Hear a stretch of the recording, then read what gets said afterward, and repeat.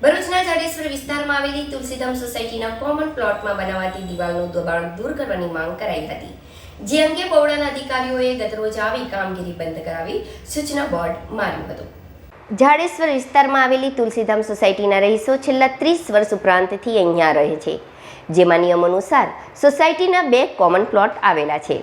જે કોમન પ્લોટનો તુલસીધામ સોસાયટીના રહીશોએ સોસાયટીના હિતાર્થે પ્રસંગોપાત ઉપયોગ કરવાનો હોય છે, પરંતુ કોમન પ્લોટ તથા જાહેર રસ્તામાં ગેરકાયદેસર દબાણ કરવામાં આવ્યા છે. તેમજ સોસાયટીના પ્લોટ નંબર 7, 8, 9 અને 10ના પ્લોટ માલિકો દ્વારા જાહેર રોડમાં ગેરકાયદેસર દબાણ કરવાની કામગીરી હાલમાં ચાલુ કરવામાં આવી છે.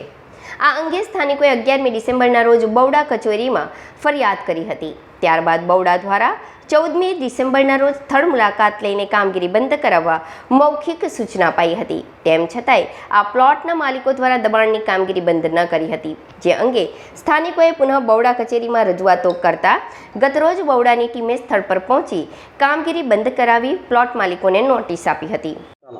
અમો તુલસીધામના રહીશો અમારી સોસાયટીના કોમન પ્લોટ તથા રસ્તા પર મકાન માલિક દ્વારા દબાણ કરેલ હોય અમે બવડામાં અરજી આપી હતી. બવડાના અધિકારીઓ આવીને તપાસ કરી ગયા છે અને એમને ભરૂચ અંકલેશ્વર શહેરી વિકાસ સત્તા મંડળ દ્વારા આજે બોર્ડ મારી ગયા છે કે અમને પરવાનગી લીધી નથી.